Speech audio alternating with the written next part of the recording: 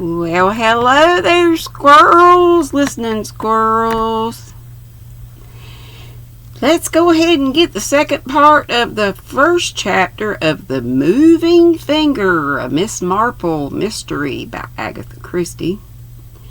I see that I have begun badly. I have given no description of Limstock, and without understanding what Limstock is like, it's impossible to understand my story. To begin with, Limstock has its roots in the past, somewhere about the time of the Norman Conquest. Limstock was a place of importance. That importance was chiefly ecclesiastical. It's divided, part on one line, part on another. I think I got that right. Limstock had a priority, and it had a long succession of ambitious and powerful priors. Lords and barons in the surrounding countryside made themselves right with heaven by leaving certain of their lands to the priory?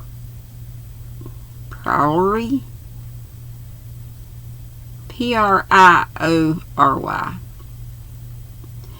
Limstock Priory waxed rich and important and was a power in the land for many centuries.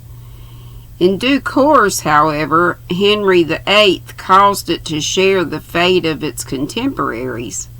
From then on, a castle dominated the town. It was still important. It had rights and privileges and wealth. And then, somewhere in 1700 and something, the tide of progress swept Limstock into a backwater. The castle crumbled. Neither railways nor main roads came near Limstock. It turned into a little provincial market town, unimportant and forgotten, with a sweep of moorland rising behind it and placid farms and fields ringing it round. A market was held there once a week, on which day one was apt to encounter cattle in the lanes and roads. It had a small race meeting twice a year, which only the most obscure horses attended. It had a charming high street with dignified houses set flat back, looking slightly incongruous with their ground floor windows, displaying buns or vegetables or fruit. It had a long straggling draper's shop, a large and pretentious ironmonger's, a pretentious post office, and a row of straggly, indeterminate shops, two rival butchers, and an international store. It had a doctor, a firm of solicitors, Gilbraith, and Symington, a beautiful and unexpectedly large church dating from 1420, and some Saxon remains incorporated in it, a new and hideous school, and two pubs. Such was Limstock, and urged on by Emily Barton, anybody who was anybody came to call upon us, and in due course Joanna, having bought a pair of gloves and assumed a velvet beret, rather the worse for wear, sallied forth to return them. To us it was all quite novel and entertaining. We were not there for life. It was for us an interlude. I prepared to obey my doctor's instructions and get interested in my neighbors. Joanna and I found it all great fun. I remembered, I suppose, Marcus Kent's instructions to enjoy the local scandals. I certainly didn't suspect how these scandals were going to be introduced to my notice. The odd part of it was that the letter, when it came, amused us more than anything else. It arrived, I remember, at breakfast. I turned it over in the idle way one does when time goes slowly and every event must be spun out to its full extent. It was, I saw, a local letter with a typewritten address. I opened it before the two with London postmarks, since one of them was a bill and the other from a rather tiresome cousin. Inside, printed words and letters had been cut out, and gummed to a sheet of paper. For a minute or two I stared at the words without taking them in. Then I gasped. Joanna, who was frowning over some bills, looked up. "Hello," she said. "What is it? You look quite startled." The letter, using terms of the coarsest character, expressed the writer's opinion that Joanna and I were not brother and sister. "It's a particularly foul, anonymous letter," I said. I was still suffering from shock. Somehow one didn't expect that kind of thing in the placid backwater of Limstock. Joanna at once displayed lively interest. "No? What does it say?" In novels, I have noticed, anonymous letters of a foul and disgusting character are never shown, if possible, to women. It's implied that women must at all costs be shielded from the shock it might give their delicate nervous system. I'm sorry to say, it never occurred to me not to show the letter to Joanna. I handed it to her at once. She vindicated my belief in her toughness by displaying no emotion but that of amusement. "What an awful bit of dirt! I've always heard about anonymous letters, but I've never seen one before. Are they always like this?" "I can't tell you," I said. "It's my first experience, too." Joanna began to giggle.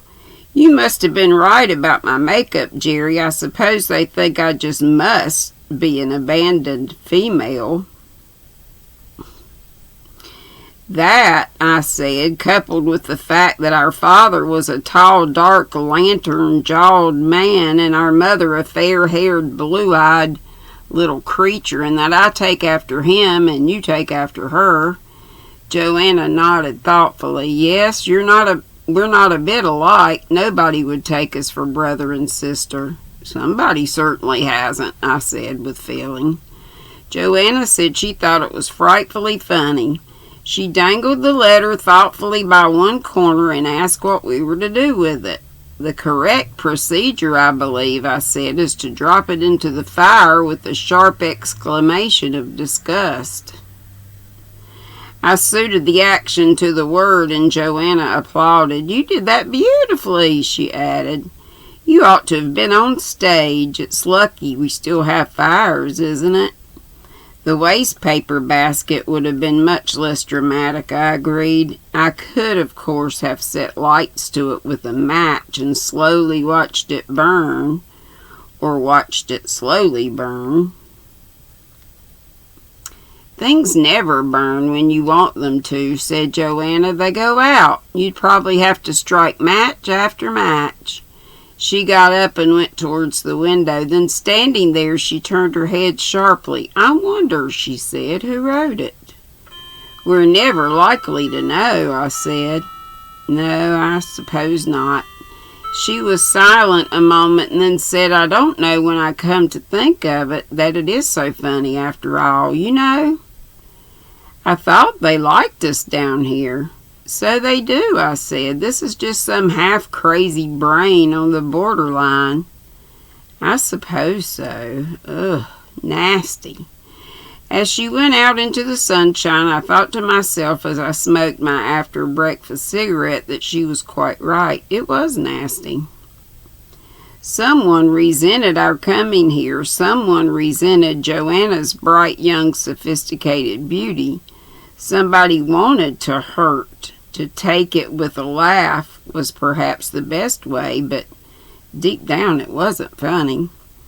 Dr. Griffith came that morning. I had fixed up for him to give me my weekly overhaul.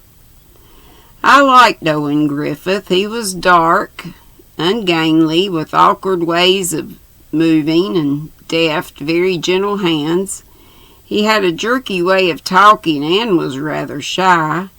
He reported progress to be encouraging, and then he added, "You're feeling all right, aren't you? Is it my fancy, or are you a bit under weather this morning?" "Not really," I said. "A particularly scurrilous, anonymous letter arrived with the morning coffee, and it's left rather a nasty taste in the mouth." He dropped his bag on the floor. His thin, dark face was excited. "Do you mean to say you've had one of them?" I was interested. "They've been going about then?" "Yes, for some time."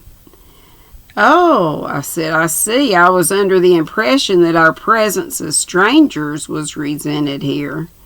No, it's nothing to do with that. It's just," he paused and then asked, "What did it say?"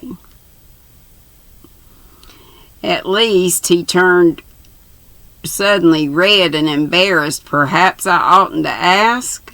"I'll tell you with pleasure," I said. "It just said that the fancy tart I'd brought down with me wasn't my sister, not half, like half, and that I may say is a bowdlerized version." His dark face flushed angrily. Ugh. Oh. The spring pollen, will it never cease? Or cease to aggravate me?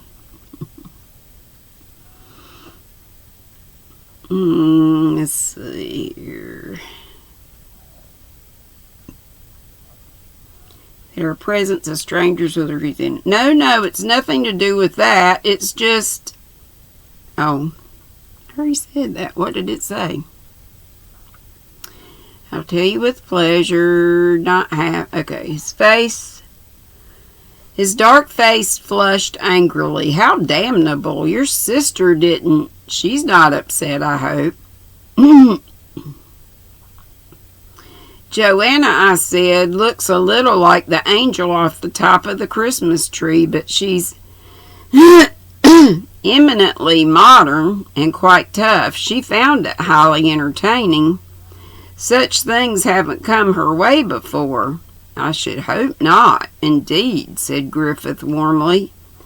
"And anyway," I said firmly, "that's the best way to take it, I think, as something utterly ridiculous." "Yes," said Owen Griffith, "only..." "Quite so," I said.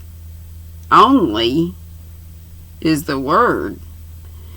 The trouble is," he said, "that this sort of thing, once it starts, grows. So I should imagine. It's pathological, of course." I nodded. "Any idea who's behind it?" I asked. "No. I wish I had. You see, the anonymous letter pest arises from one of two causes. Either it's particular, directed at one particular person or set of people, that is to say, it's motivated. It's someone who's got a definite grudge or thinks they have, and who chooses a particularly nasty and underhand way of working it off. It's mean and disgusting, but it's not necessarily crazy, and it's usually fairly easy to trace the writer. A discharged servant, a jealous woman, and so on. But if it's general and not particular, then it's more serious. The letters are sent indiscriminately and serve the purpose of working off some frustration in the writer's mind. As I say, it's definitely pathological, and the craze grows. In the end, of course, you track down the person in question. It's often someone extremely unlikely, and that's that.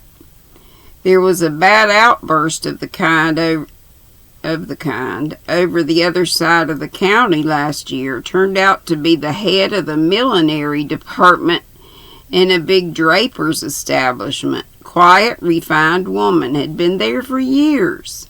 I remember something of the same kind in my last practice up north, but that turned out to be purely personal spite. Still, as I say, I've seen some of this kind of thing, and quite frankly, it frightens me. Has it been going on long?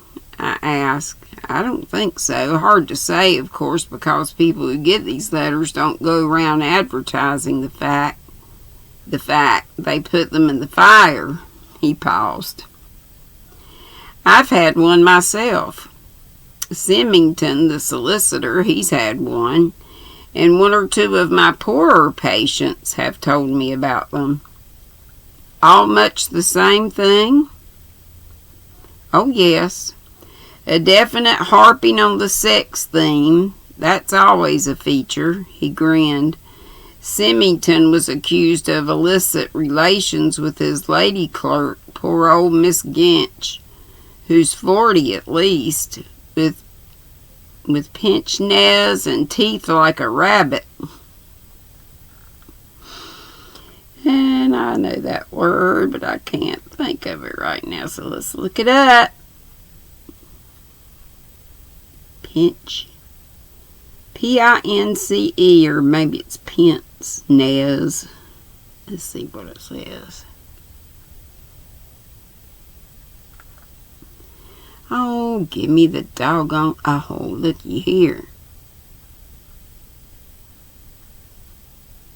It's got a thing. Why are you not saying it? Pince nez. Pince nez. Pince nez. Teeth like a rabbit. Symington took it straight to the police. My letters accused me of violating professional decorum with my lady patients, stressing the details. They're all quite childish and absurd, but horribly venomous. His face changed, grew grave, but all the same, I'm afraid.